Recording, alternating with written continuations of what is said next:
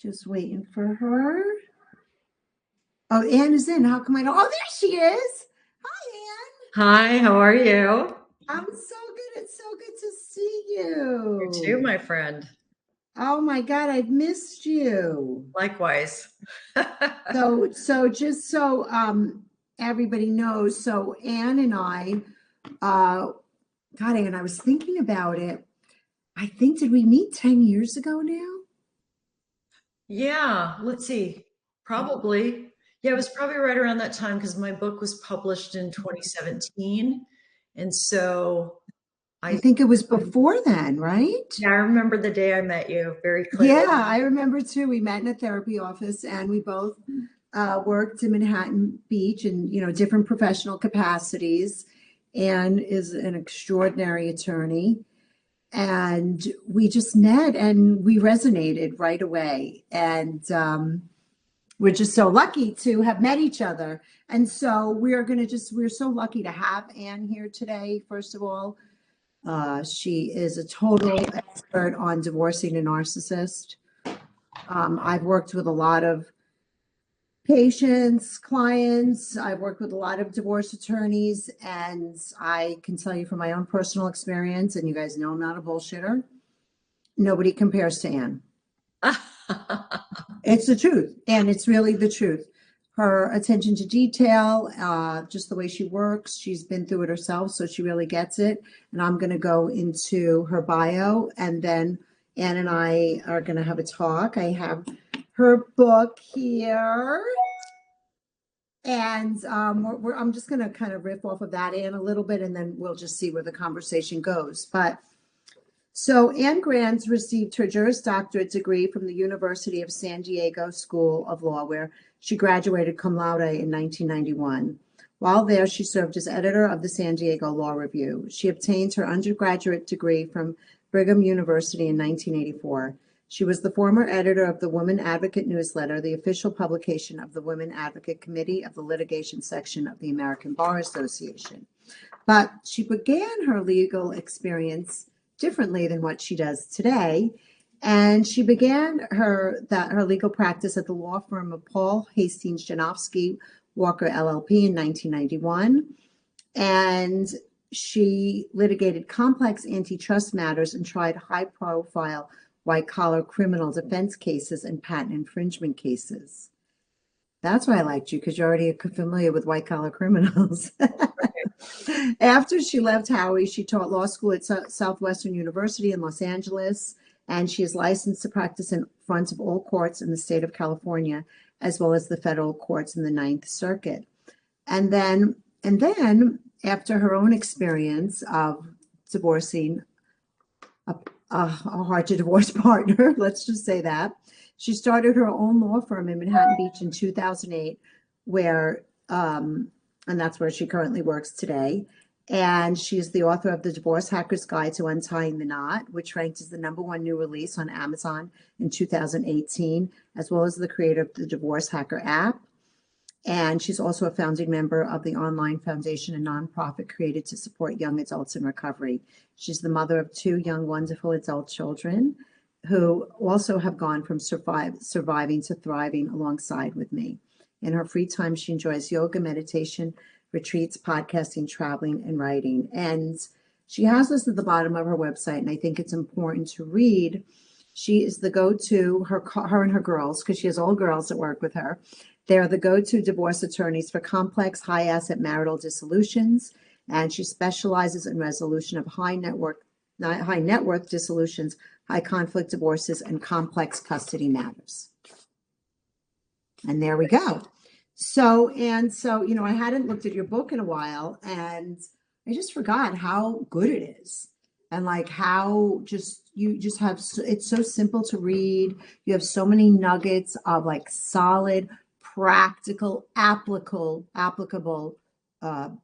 practices. And so, but let's start in the beginning. First, is there anything you want to add to what I said about you, or can I dive in? You let me know. I think you covered it. Okay.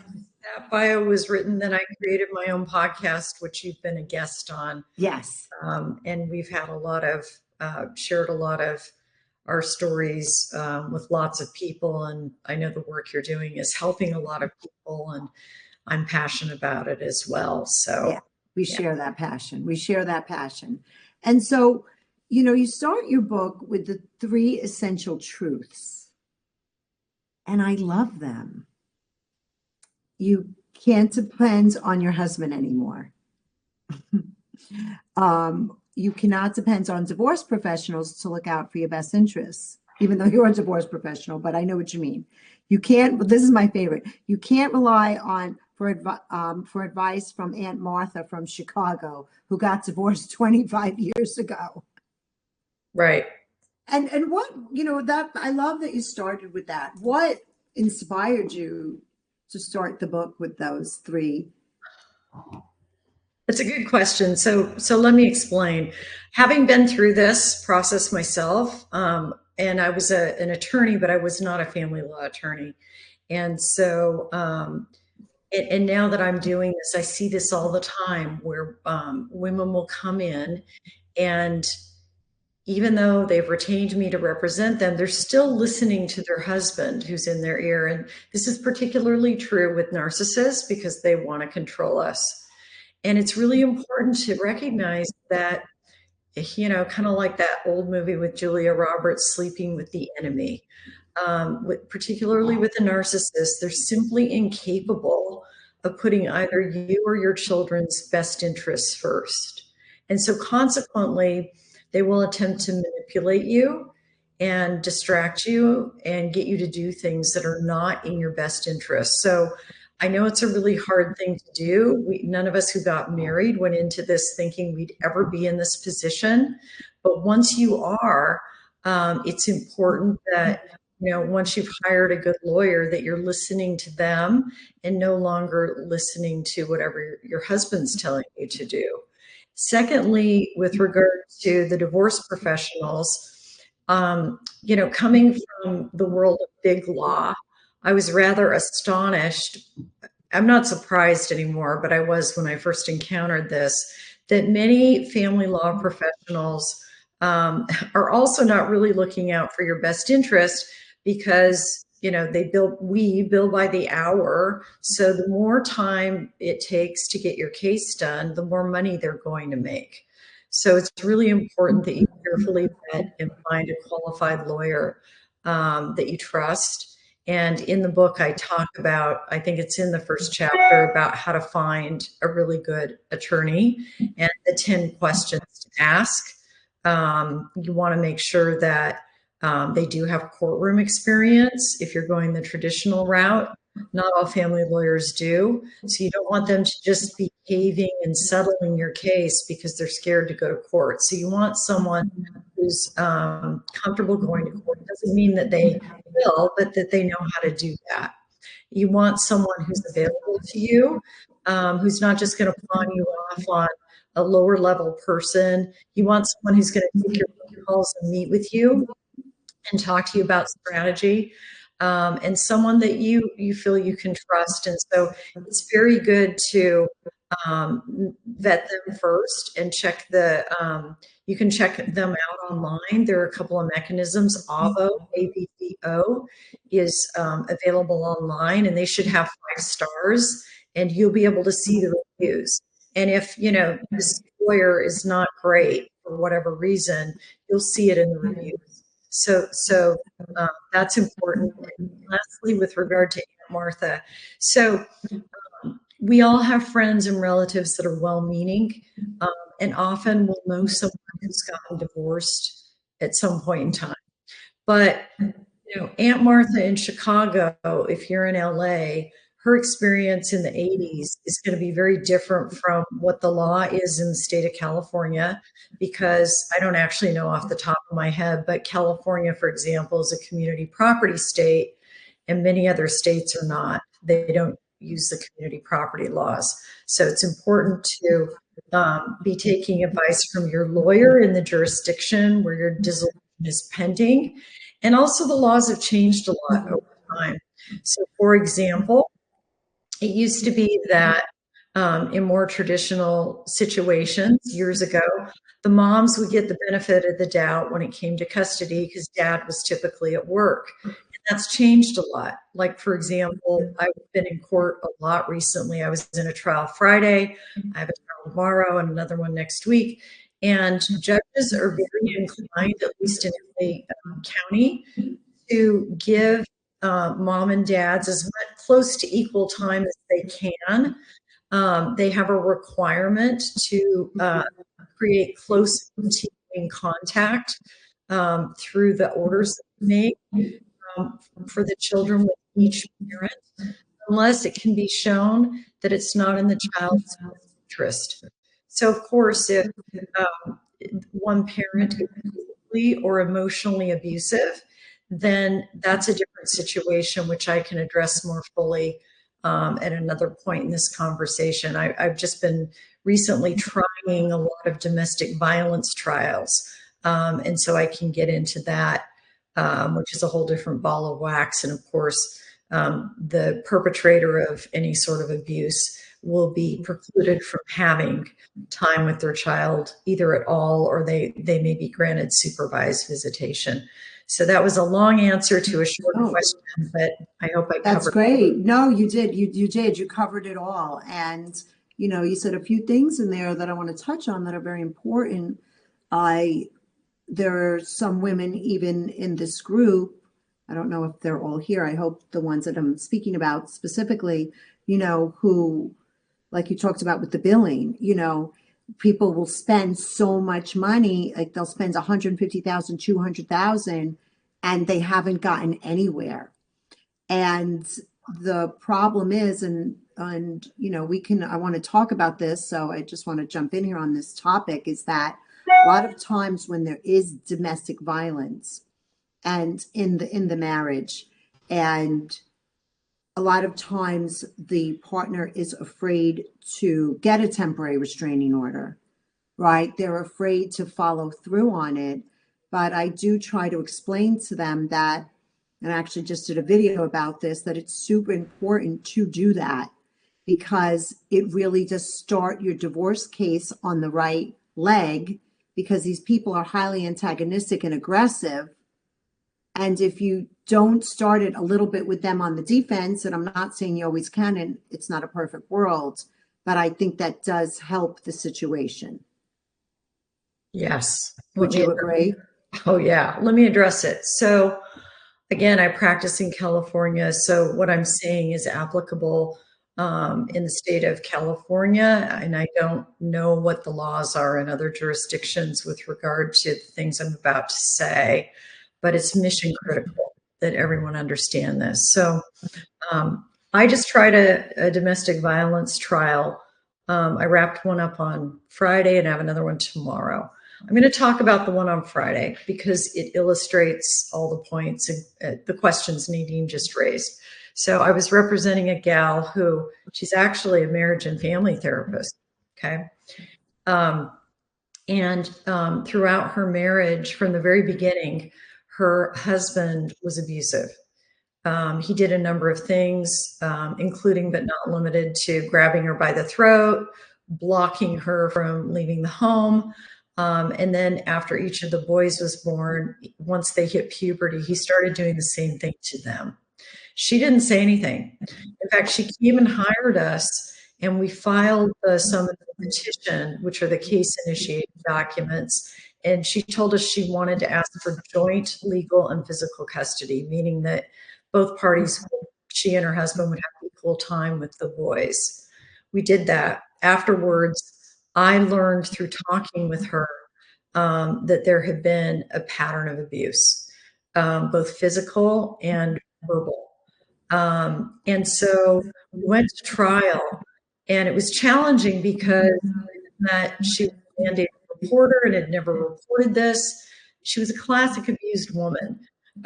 She, finally when she came clean, there was a whole lot of evidence, her testimony, and one of her sons testified. But, the other side was pointing in court last week, well, you asked for joint legal and physical custody. You didn't report this. So anyway, we won through, a lengthy process that did cost a lot of money, right? Because we bill by the hour. There's no way to avoid that. We had to go to trial a few times, go back to court a few times to take all the testimony and put in all the evidence. Ultimately, the judge ruled that she would have sole custody of the boys and he would have supervised visitation twice a month. But this is super critical because if there is abuse, and I'll talk for a moment about what constitutes abuse in the state of California. It's quite broad and it's important everyone understands. But it's very important because obviously it impacts custody, number one. But what you may not also know is that, let me demonstrate it by further explaining the facts in this case I just tried. So she's the breadwinner and he doesn't work. But once you prevail, after you go through a trial, you get a permanent DVRO, domestic violence restraining order, the other side is precluded from getting any support from you. So it impacts custody, obviously, that's sort of common sense, but it also impacts whether the other side can get spousal support from you if you're the breadwinner, and you're precluded from that under the law in the state of California if you're the prevailing party. Now I'm going to address what constitutes abuse. So the things you would expect, so, grabbing her and the boys by the throat, blocking them from leaving the house. I have another matter tomorrow where there's striking, grabbing, all those physical assaults that we would think constitute abuse. But the other thing that constitutes abuse under the California Family Code is disturbing your peace. What is that? That is established through evidence of the totality of the circumstances. So I was also able to establish last week that there was a pattern of conduct, and we see this a lot with narcissists. So in her case, there was a pattern of conduct, including cyberbullying. So, for example, in the state of New York, the Division of the Criminal Justice Services includes hostile, vulgar, and insulting emails in its definition of cyberbullying. And in the case I'm trying tomorrow, there's a history of, 54 texts a day and numerous emails that I will be arguing constitute harassment and disturbing of the peace, in addition to some physical assaults. So it is really important that everyone also document behavior. What I had going for me in the trial last week was, even though she hadn't acted on the abuse until after the case was filed, she had documented over years in her note function in her phone what was going on. And I was able to go through that with her and establish what had happened. And I was able to impeach him with it when he denied it. And so you want to be logging, recording, journaling. You can do it on a yellow pad. You can do it on your phone. It doesn't matter, but you need to keep a clear record with specifics, like the actual day and like quote what was said. Because as attorneys, what we do when we go to court, the way we start a domestic violence case is we submit paperwork that is accompanied by a written statement from you under penalty of perjury. And that is what is used to get the initial restraining order. And so it's not enough to just say that he abused me. You would need to be able to say, on April 16th, 2025, at 1:30 p.m., he shoved me and didn't let me leave the house. Or, he began sending all of these offending and harassing text messages. And you would need to keep copies of that evidence and provide that to your attorney. And that's how we prove, because in court, you have to have evidence in order to prove your case. It's not enough, really, if it's just he said, she said. So you've got to have, in a domestic violence case in California, you must establish by a preponderance of the evidence that your version of the facts is true. And preponderance is 51% of the evidence establishes that what I am saying is true versus 49%. The burden is, that's the legal standard. 49% of what he's saying is true. If you do that, you will win. That, I mean, right there, you have just given so much invaluable information. It's a lot. But no, but it's invaluable. And I started the conversation with that because it is very hard, you know, documenting, of course, we know, and from my work with you, I know how important it is. And I advise all of my clients on it. But just the fact that when you are a woman who has lived under coercive control and mind control and bullying and psychological manipulation and gaslighting. And I mean, and this woman was a therapist, right? So of course she's nice and she's educated. And it still just goes to show that it's so hard to have the guts to do it. But yet it is so imperative to do it. Now, you were able to clean it up and clean up her case, but that's not always the case, right? And so, right, and then that starts you on the wrong foot. But go ahead.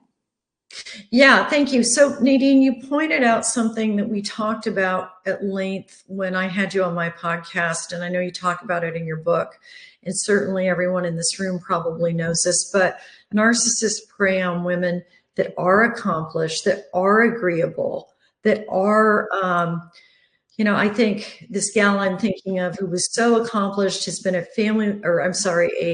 marriage and family therapist for over 20 years. She has her own practice. But I think the thing that she has that I also used to have, and maybe some of the women in this room might have, is we tend to be people pleasers. Like we want to do the right thing. And, you know, our partners selected us because of that. And so that is a trait these are traits, you know, being not necessarily a people pleaser, but competent and good at what we do and all those things typically get us ahead in our relationships and in the world. But with the narcissist, as we know, they take advantage of that.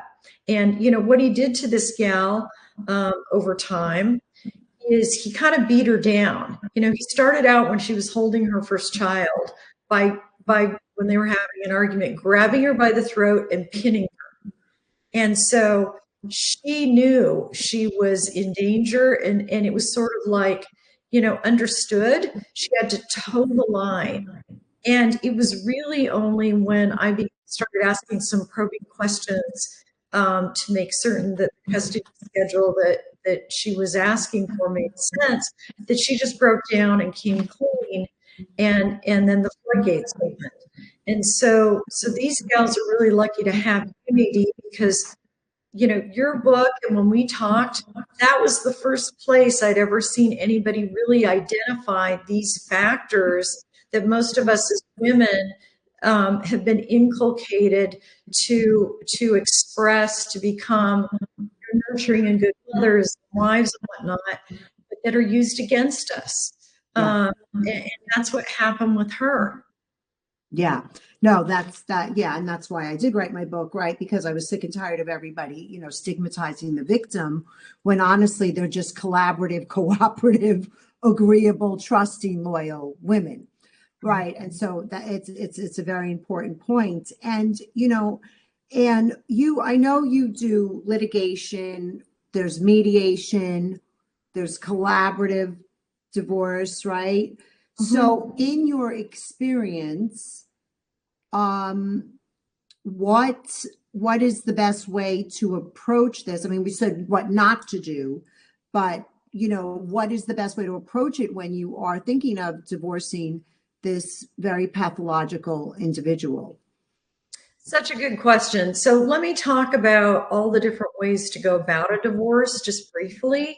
Yeah. And then I'll give you some examples of what I believe works and doesn't work. First, I'll just say, you got to deal with this on a case-by-case basis. So when someone comes to me in the initial consultation, they might say, oh, I want to move forward in the collaborative process. And I'll talk about that more in a moment. I do a lot of deep vetting because I want to make sure that we're moving down this path in what is the best possible way to meet her needs. So I will talk about the collaborative process for a moment. The collaborative process is fantastic. It's really, in my opinion, the enlightened way to move through a disillusion. And this is why. It was created, and it does meld together the best attributes of all the different ways of getting divorced. So you have representation. You would have representation by an attorney like me who's been trained in the collaborative process, because it's quite different from what we think of as hiring a lawyer who's going to run off to court. And in the collaborative process, we work as a team with the other party, your spouse, and he or she also then has a collaborative attorney who's trained in the process. We sign a stipulation, which is a written agreement that we aren't going to go to court, that nobody's going to court on this case. And so right there, it takes a lot of the heat out of the process. And if it is successful, it will be typically quite a bit less expensive for a lot of the reasons I just described, where we have to go to court and call witnesses and submit documentation, and that's time consuming and becomes expensive. So there's many people, at least in my area, that have heard about collaborative divorce, and when they come in, they're asking for it. And my experience with it is I love it too, because it's, like I said, the enlightened way to move through the process. We sit around a conference room table. I'll be doing this with a client next week with the other spouse and their attorney, and we can work out creative solutions that wouldn't probably be arrived at in court. So, for example, I've had several matters where the youngest child is aged out, gone off to college, and the parties have decided it's time to end their marriage. Maybe one of them wants to stay in the family home, but they wouldn't qualify to stay on the loan. And we can work out solutions so that they can't stay in the family home. At least 3 times I can think of right now in the last year. And that wouldn't happen in a courtroom. The judge would just order the house sold. So typically my collaborative clients that go through the process successfully that way are my happiest clients. Like, we'll go out for drinks together and have dinner together because they're so delighted with how things went. So that's why it's become rather popular here in Southern California. The problem with the collaborative process, if you're divorcing a narcissist, is this. They can manipulate the process. And because I've signed a stipulation as your counsel that I won't go to court, there's nothing I can do. So a couple of times I've had cases that started out in the collaborative process that fell out, and this is why. These are typically matters where, at least in my experience, the husband owns his own company, and when that happens, they're running a lot of expenses through their company in order to reduce their net taxable income. And that's copacetic and okay under the tax code. However, in divorce land, a lot of those perquisites, like if they're writing off their cars and vacations and those things, they get added back as cash available for support. And so in a couple of cases that were in the collaborative process, the husband was doing that. And I warned the clients before we started, look, if he's not playing by the honor system and giving us everything we need, my hands are tied. I can't go to court, and I'm disqualified from representing you if you decide that you need a lawyer to go to court. You're going to have to start all over. Nevertheless, in 2 instances that I can think of where this happened, sure enough, we got down the road and the client was like, oh, I think he's lying. I don't think he's being truthful. I think he's making more money than he's reporting. And as I had told her, I was unable to take his deposition, issue subpoenas, serve discovery, or go to court to enforce her rights. And so then in those instances, since she did want to go to court, she had to hire a litigator in order to do that and start all over. And that's not good for anyone. So I do think that if you're divorcing a narcissist and he has his own business, and I've done this many times now as a result, if a woman comes in to meet with me and says, I really want to go the collaborative route, and those other things are present, I will advise her that she should hire me in a more traditional capacity. And so in what I call the traditional capacity, and many of you would think is, oh, you're going to go to court and litigate. I don't do that unless I have to. But I can file motions with the court. I can serve discovery. My hands are not tied. And sometimes I just need to file something with the court in order to then gain the leverage that I'm going to negotiate a favorable settlement. And then let me address mediation. The narcissist is always going to try to get you to mediate, and this is why. He does this because he knows if he gets you in the room with a mediator, and when I'm acting as the mediator, I'm a neutral. I don't represent either one of you. I'm just trying to facilitate a compromise settlement. So whatever you agree to is fine with me. I'm not giving either one of you counsel about what your rights are. So he wants nothing more to get you in the room with a mediator who cannot and should not be giving you any legal advice. And then he wants to steamroll you to get, he thinks he's so charming, and often he is. He can convince the mediator of how things should go regarding custody and financial issues, and he's going to use it to steamroll you. So you need to be very cautious of that. And if you do decide to go to mediation, you absolutely must have a consulting attorney. I do this quite a bit. Someone like me that you trust, that you can at least talk to and is advising you about what you're entitled to with regard to custody and financial issues. So that was, again, sort of a long-winded way to answer. Well, no, it's they're deep processes. I mean, they're not just so easy to wrap up because they're all very different. And I think you bring up a really important point, and I've witnessed this too, where the narcissist will always want to go to mediation, because you have to remember, this person has manipulated us, me, you, forever how many years, right?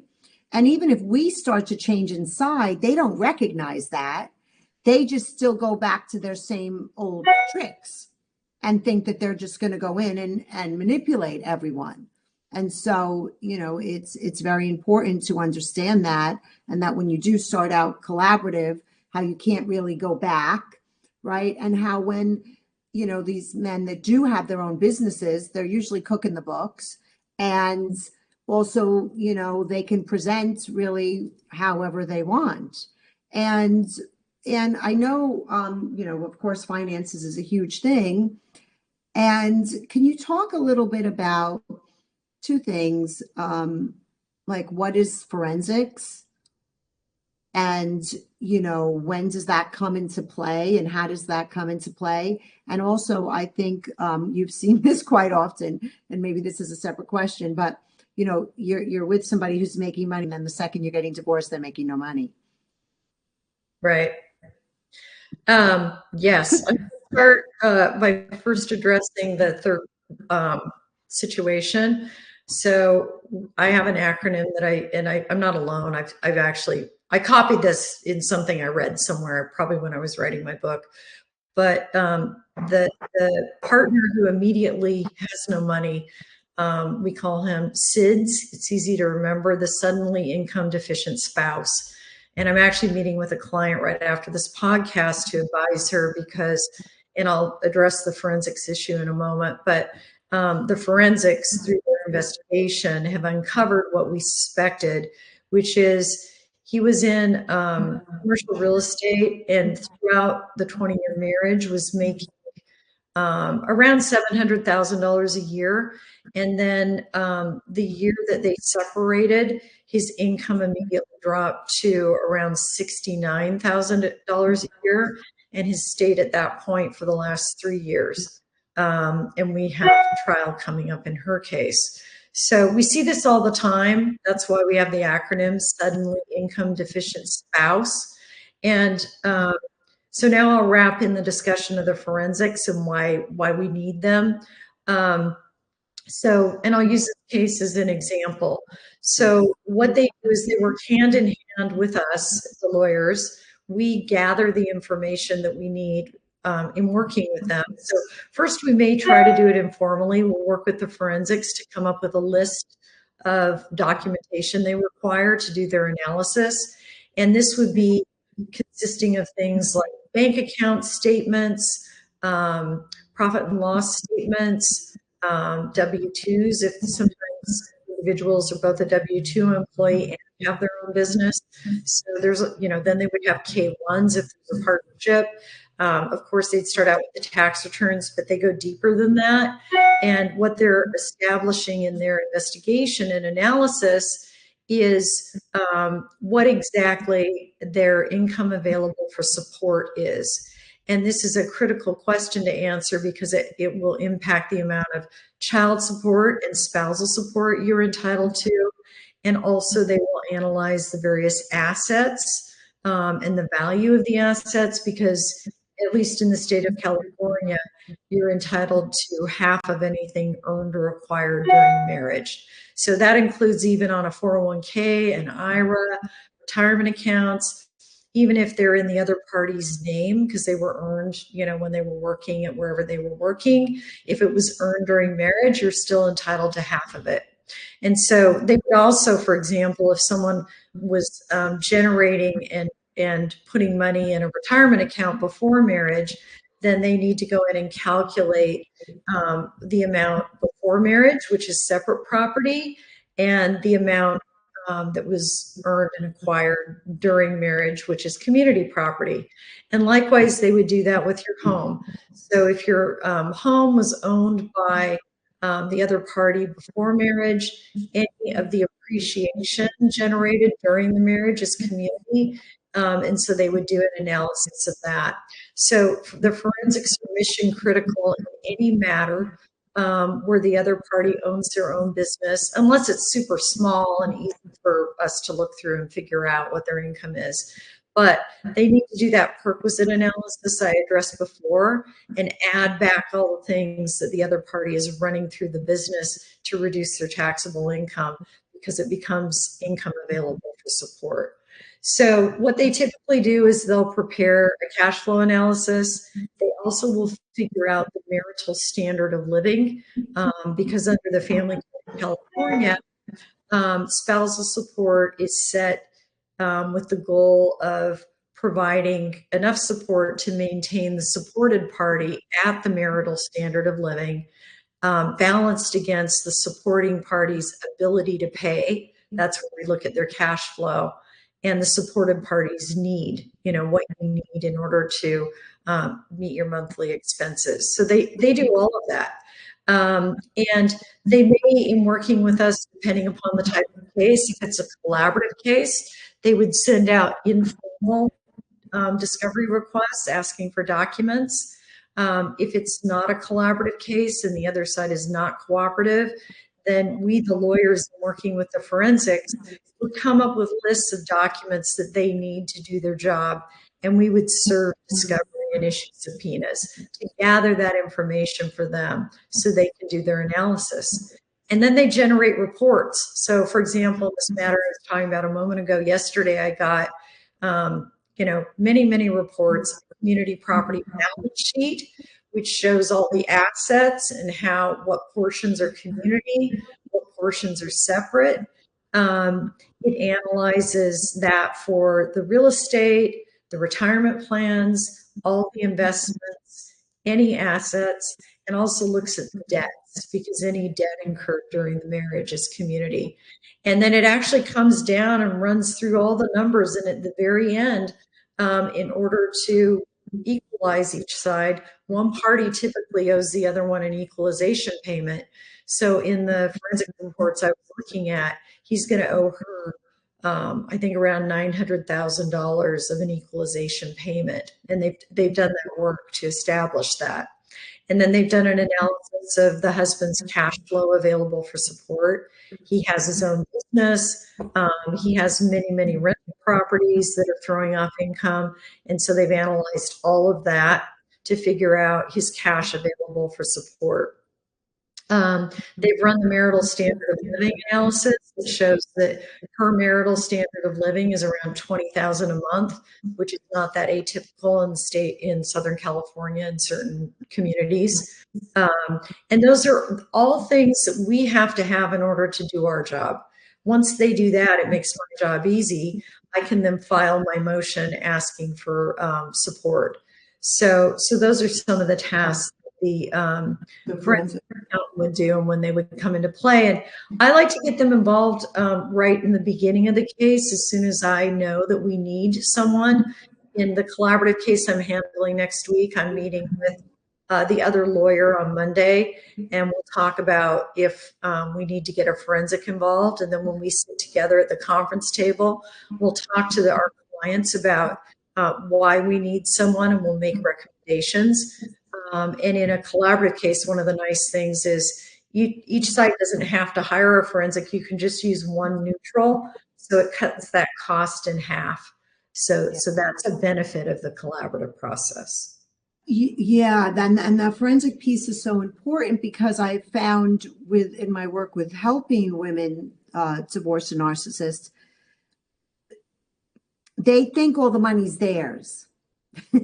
Even if they live in a community property state, they really don't want to share their toys in the sandbox. And so it's just super important. And I've even seen instances where, as you're mentioning, you have to ask the other party, the other divorce attorneys, for the pathological person's side for discovery, right? For documents. And I see quite often they really struggle with discovery to give up their discovery, because, again, it's a mindset of. Yeah, let me address that. So yeah, this goes back to the point, and will illustrate the point I was making earlier really well. So if they own their own business and they're running all these expenses through their business to reduce their taxable income, often they're overstating their expenses. So they really don't want us poking around and doing discovery for two reasons. One, it's going to impact the amount of support they pay, but it could subject them to some tax liability. So they're not going to do it voluntarily. And that's why in those matters I talked about earlier, they fell out of the collaborative process, because they just weren't going to cooperate. But, if you're going the more traditional route, where we serve discovery, they have to respond in 30 days under penalty of perjury, and they have to provide the documents. And if they don't, then we can file a motion to compel and go to court and have them sanctioned. And they have to pay our attorney's fees. It's against the law. So that's why I do that careful screening, so that if I am aware, based on the, how things are set up in the marriage and the way the money's generated, that I'm going to have to do some discovery, and it's unlikely he's going to cooperate, because the collaborative process is based on the honor system. Everybody's just coming forward and providing information voluntarily.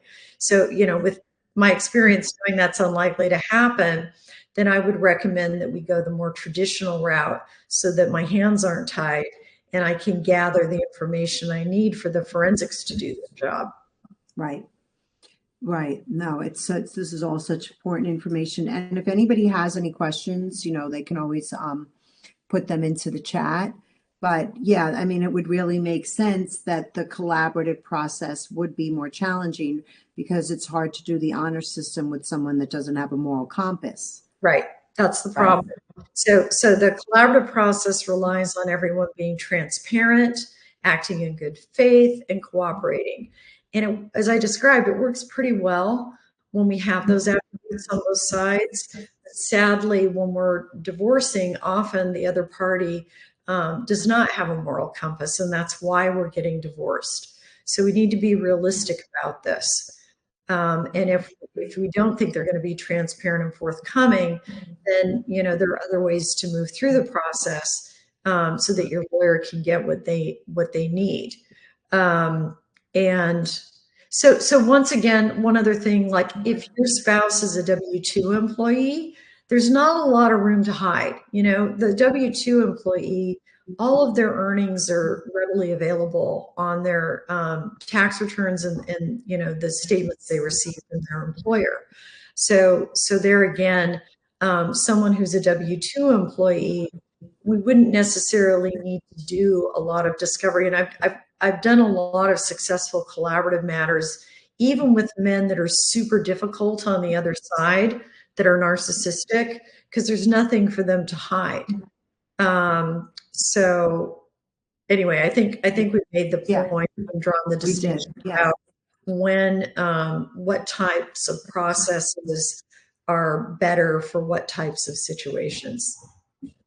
Right. And so, you know, first of all, I highly recommend Anne's book for anybody who's going through this process, even thinking about the process, because I know some of you in here are kind of scared about like heading into that process. And so before we wrap up, I wanted you to really address that fear and any words of encouragement that you can share about the divorce process, and what would you want to leave everybody with today? So yeah, you know, it was years ago that my ex-husband and I split up. And I was terrified. Actually, I'll describe a moment in time that will explain exactly how it was for me. I was more like a deer in the headlights. I remember being in my nightgown in my garage and just not knowing where to start. It wasn't so much that I was fearful. I was feeling a little bit frozen. I wasn't a family law attorney. I was a corporate litigator, but I just didn't know where to begin.